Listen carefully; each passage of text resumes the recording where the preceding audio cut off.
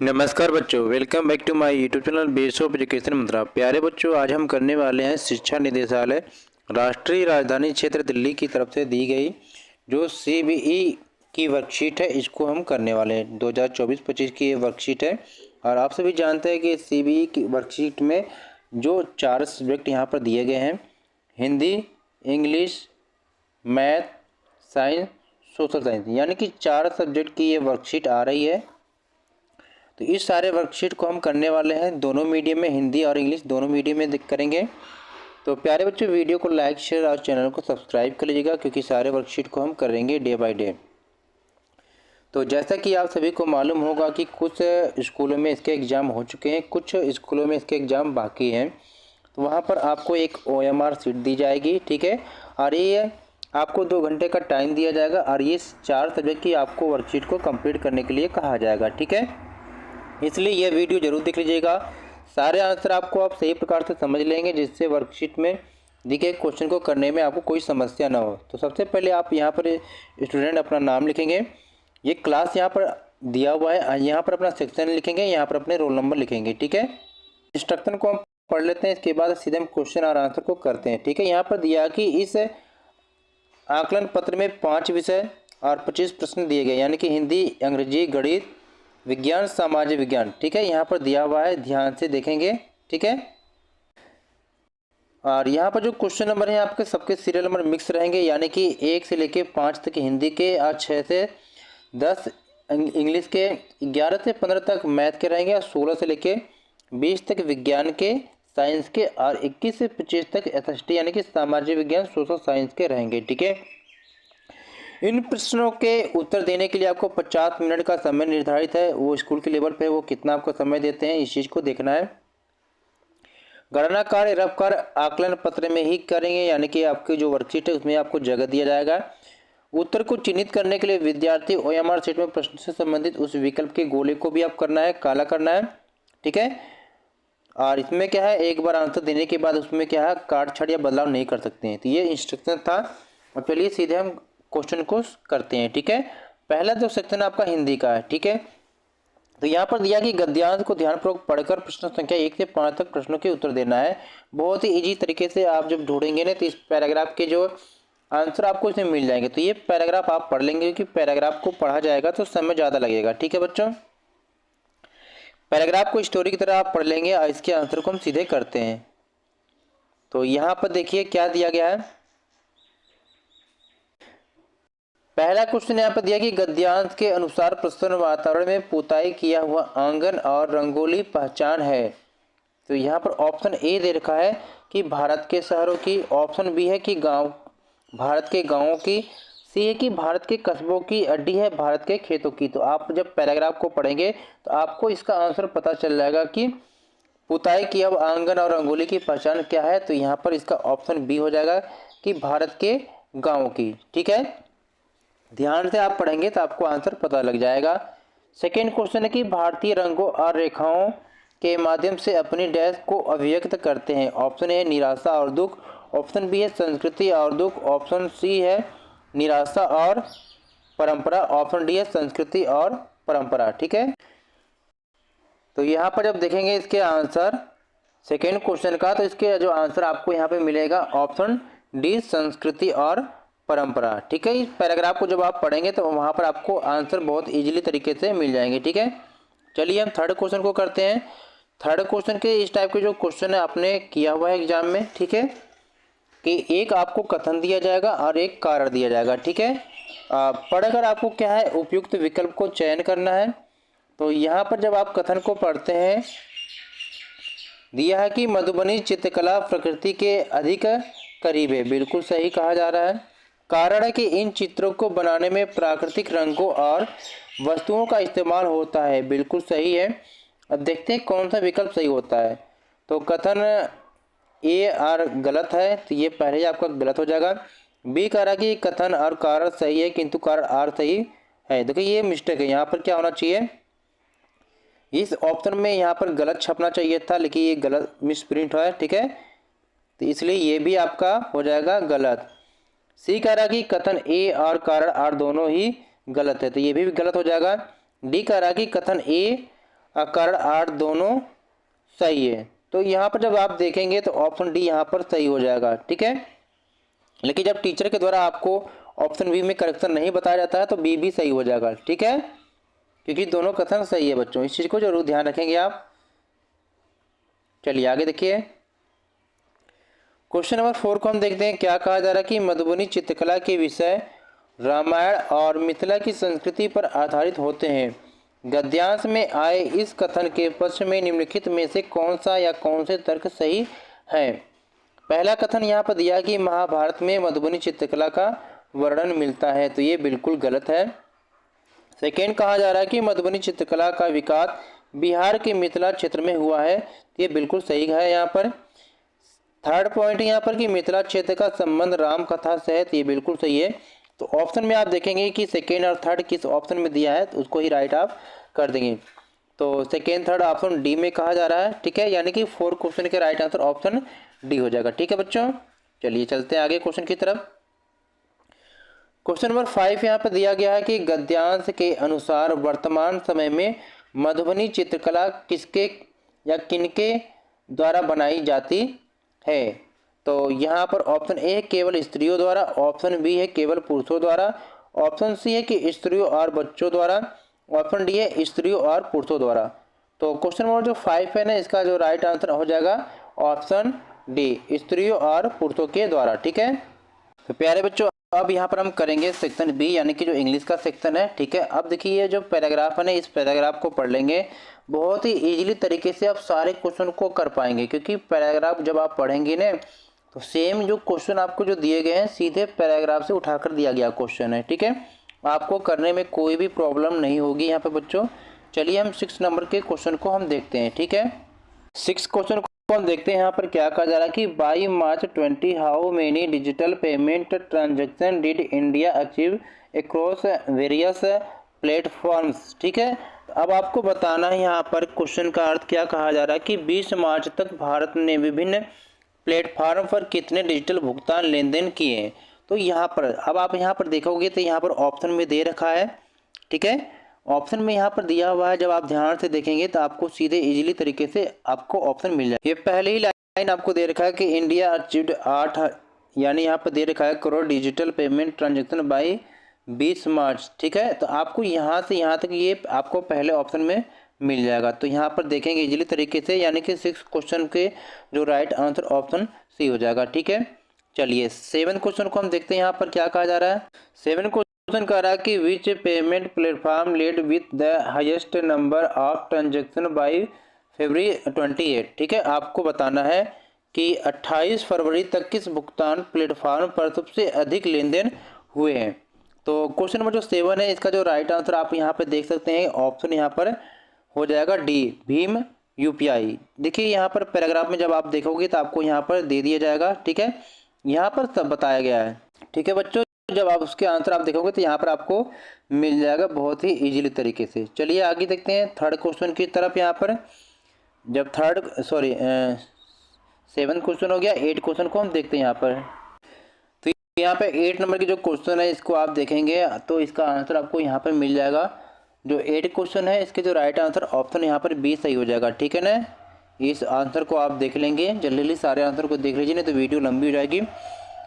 8 question के जो right answer option B है। और क्वेश्चन नंबर जो 9 यहाँ पे देखते हैं, इस क्वेश्चन को आप पढ़ लीजिएगा, ठीक है। और फिर क्वेश्चन नंबर जो 9 है ना, इसके आंसर आपको यहाँ पे मिल जाएंगे, ऑप्शन बी यहाँ पर राइट हो जाएगा बच्चों, ठीक है।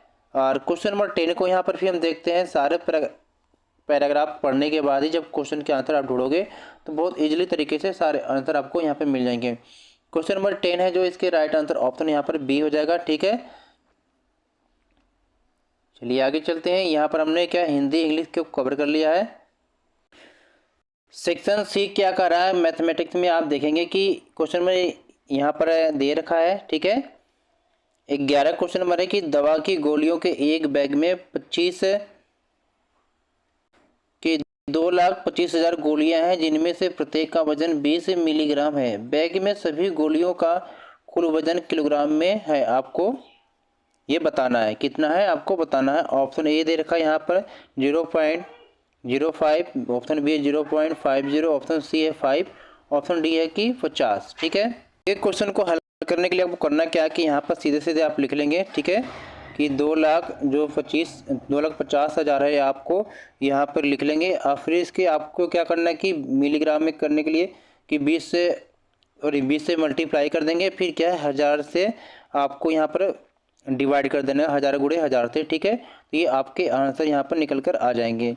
तो आपको कैसे काटना है कि 0 से 0 को काट देंगे, 0 से 0 को काटेंगे और इससे इसे काट लेंगे। ठीक है, और फिर आपको क्या करना है 25 से इसमें मल्टीप्लाई कर देंगे, तो यहाँ पर आपको आ जाएगा, कितना आ जाएगा, तो यहाँ से आप काट लेंगे। फिर आपको 25 दूनी 50 यहाँ पर बच गया, और नीचे हमारा एक केवल 10 बचा हुआ है। तो 50 बटे जब 10 को करेंगे तो ये 0 0 से कट गया, फिर बराबर आ गया आपकी कितने 5। तो क्वेश्चन में जो 11 है इसका राइट आंसर हो जाएगा ऑप्शन सी हो जाएगा यहाँ पर। ठीक है, इसको आप करके देखेंगे बच्चों, कर लेंगे। ठीक है, यानी जब आप देखेंगे यहाँ पर जो क्वेश्चन नंबर जो 11 है इसका राइट आंसर हो जाएगा आपको ऑप्शन सी। ठीक है, ऑप्शन सी राइट हो जाएगा। क्वेश्चन 12 क्या कहा जा रहा है कि छात्रों के एक समूह के पसंदीदा रंग निम्नलिखित दंड आरेख में दिखाए गए। वे छात्र जिनका पसंदीदा रंग प्राथमिक रंग क्या है कि लाल है, नीला है, पीला है का प्रतिशत होगा। देखिए आपको क्या, सबसे पहले ये हरा है 2 है, नीला है 6 है, गुलाबी है 4 है, लाल है 8 है, अब पीला है 5 है। तो इन सभी टोटल रंगों में से क्या करना है आपको, किसका निकालना है, लाल का निकालना है, पीला का और यहाँ पर नीला का। ठीक है, लाल पीला नीला का आपको निकालना है प्रतिशत। तो सबसे पहले करेंगे क्या कि सभी जो रंगों की जो है आपको टोटल कर लेना है, ऐड कर लेना है। ठीक है, तो यहाँ पर सबसे पहले करेंगे क्या कि 2 + 6 + 4 + 8 + 5 सबको आपको ऐड कर लेना है। तो ठीक है, और फिर कितना आपको हो जाएगा, यहाँ पर जब ऐड करेंगे तो 25 आएगा। फिर इसके बाद क्या आपको जो प्राथमिक रंग है तीनों इसको ऐड कर लेना है। तो यहाँ पर उसको हम कितने कर देंगे कि देखिए लाल का है 8 है, नीला का 6 है, ठीक है, और पीला के लिए आपको 5 हो जाएगा। तो जब इसको मल्टीप्लाई आप जब करेंगे तो ये आपका आ जाएगा कितना, 19 आ जाएगा। अब आपको प्रतिशत निकालना है। ठीक है, तो प्रतिशत के निकालने के लिए आपको करना क्या होगा कि सबसे पहले कितने में से निकालना है, तो आपको यहाँ पर नीचे लिख लेंगे 25 है, और कितना निकालना है 19, और फिर आपको करना है कि 100 से क्या है मल्टीप्लाई कर देना है। तो फिर यहाँ पर जब देखेंगे तो 25 एकम 25 हो जाएगा, 25 चौके यहाँ पर 100 हो जाएगा। फिर जब 19 से क्या करेंगे 4 में मल्टीप्लाई करेंगे तो यहाँ पर 76 से ये आ जाएगा, तो ये आपका हो जाएगा प्रतिशत। तो 76 जब आप देखेंगे यहाँ पर तो ऑप्शन डी में यहाँ पर आपको मिल जाएगा, इसलिए आपका क्वेश्चन नंबर 12 का राइट आंसर ऑप्शन डी हो जाएगा। ठीक है, क्वेश्चन नंबर 13 को हम पढ़ते हैं। यहाँ पर क्या कहा जा रहा है कि नीचे दिए गए दंड आरेख में ऐसे 2 महीने जिनके लिए बिजली की खपत के बीच का अंतर 30 मेगावाट है, यानी कि जो ये हर महीने की जो बिजली की खपत यहाँ पर दिया गया है, और आपसे कहा जा रहा है कि 2 ऐसे मंथ हैं जो दोनों मंथ में क्या बिजली की खपत के बीच का अंतर कितना 30 मेगावाट है। तो यहाँ पर देखेंगे जनवरी में कितनी खपत है 40 मेगावाट, फरवरी में कितने हैं 30 मेगावाट, अब मार्च में कितनी खपत है 50 मेगावाट, और अप्रैल में कितनी खपत है 60 मेगावाट, अब मई में कितनी खपत है, यहाँ पर जब आप देखेंगे तो मई का जब देखोगे तो यहाँ पर निकल कर आएगा 45। लेकिन यहाँ पर आपको ध्यान देना है कि 30 मेगावाट कहा जा रहा है। देखिए यहाँ पर जो अप्रैल है, ठीक है, अप्रैल के कितना 60 मेगावाट है, और यहाँ पर जो आपका दिखाया जा रहा है फरवरी का 30 है। तो आज जब इसमें आप दोनों का अंतर देखेंगे तो कितना 30 हो जाएगा, हमसे कितना 30 ही पूछा है। तो ये 2 मंथ आपका हो जाएगा फरवरी और अप्रैल, यानी कि क्वेश्चन नंबर जो 13 आपका है ना, इसका जो राइट आंसर हो जाएगा आपका ऑप्शन बी हो जाएगा क्वेश्चन नंबर 13 का। ठीक है बच्चों, इसको आप देखेंगे। चलिए अब देखते हैं क्वेश्चन नंबर जो 14 है, इसका आंसर आप देखते हैं क्या कहा जा रहा है, बहुत ही ध्यान से आप देखेंगे। ठीक है, क्वेश्चन नंबर 14 को आप देखेंगे एक बार, क्या कहा जा रहा है यहाँ पर कि एक वर्गाकार बोर्ड का जो क्षेत्रफल है ये आपका क्या है 7056 वर्ग सेंटीमीटर है। बोर्ड की प्रत्येक भुजा की लंबाई कितनी है। ठीक है, मान लीजिए कोई बोर्ड है, ठीक है, वो कितना है, इतना उसका क्षेत्रफल है। तो क्षेत्रफल आप सभी जानते हैं a² होता है। ठीक है, तो जब आप निकालेंगे इसका जो है एक भुजा का, तो सबसे पहले क्या करना होगा आपको इसका वर्ग निकाल लेंगे। ठीक है, वर्गमूल आपको आता होगा निकालने के लिए। तो यहाँ पर जब लिखेंगे, ठीक है, तो अब ध्यान से देखेंगे कि ये जो है 7056 किसका है, ये आपको क्या है 84 का हो जाएगा। ठीक है, तो यहाँ पर 84 मल्टीप्लाई 84 जब आप करेंगे, जब इसको निकालेंगे तो ये इसका आंसर कितना हो जाएगा 84 हो जाएगा। ठीक है, तो ऑप्शन बी में ये बिल्कुल राइट हो जाएगा। तो क्वेश्चन नंबर जो 14 है इसका राइट आंसर ऑप्शन बी यहाँ पर हो जाएगा। ठीक है, चलिए क्वेश्चन नंबर 15 को देखते हैं बच्चों की। नीचे दी गई आकृति में ए बी आई जे एक आयत है जिसमें ए जे यानी कि ए और जे कितने हैं 16 सेंटीमीटर है और ए बी कितना है यह आपका 12 सेंटीमीटर है। ठीक है, और सी डी एच आई एक वर्ग है जिसकी भुजा बी आई के आधे के बराबर है। ठीक है, और ई एफ जी एच एक आयत है जिसमें ई एच 4 सेंटीमीटर है। ठीक है, ये ई एच कितने हैं 4 सेंटीमीटर है और एच जी है वो 6 सेंटीमीटर है। जो एच जी है ये 6 सेंटीमीटर है, ये आपको बताया जा रहा है। ठीक है, तो अब यहाँ पर ध्यान से देखेंगे सी आर डी। अब देखिए इसके आधे आधे है तो ये आपका 8 सेंटीमीटर हो गया, 8 सेंटीमीटर आपका ये हो गया। तो फिर अब ये 4 है तो ये 4 है और सी डी आपका कितना है ये आपको बताया जा रहा है, ये वर्ग है तो ये भी आपका 8 हो जाएगा। ठीक है, और ये आपका 6 है। आपको क्या है जब इसका आप निकालेंगे, क्या निकालना है आपको। ठीक है, क्वेश्चन देखिए ऊपर दी गई आकृति का क्षेत्रफल निकालना है वर्ग सेंटीमीटर में। देखिए क्षेत्रफल निकालने के लिए सबसे पहले सबका अलग अलग निकाल कर आपको ऐड कर लेना है। तो क्षेत्रफल निकालने का फॉर्मूला आपको मालूम है। ठीक है, कि एल बी प्लस, देखिए ये आयत है तो इसका जो है फार्मूला एल बी हो गया, लंबाई गुणे चौड़ाई निकालेंगे। फिर दूसरा क्या है वर्ग का आप जानते हैं ए स्क्वायर होता है। ठीक है, तो ये ए स्क्वायर हो गया प्लस क्या ये भी आयत है तो इसका भी क्या एल बी हो जाएगा। तो इस फार्मूला पर सबको आप रख लेंगे। यहाँ पर देखिए ये क्या है आपका 12 गुणे 16 अब प्लस जब आप देखेंगे ये 8 स्क्वायर आपका हो जाएगा। ठीक है, यहाँ पर फिर प्लस देंगे कि 4 × 6 हो जाएगा। ठीक है, जब सबको आप फार्मूले पे रखेंगे तो आपको कुछ ऐसा आएगा। जब 12 में 16 से मल्टीप्लाई करेंगे तो 192 आ गया। फिर यहाँ पर जब प्लस आप करेंगे तो यहाँ पर क्या 8 के जो स्क्वायर कितने हैं 64 हो जाएगा यहाँ पर। फिर यहाँ पर प्लस 4 × 6 करेंगे तो कितने 24 हो जाएगा।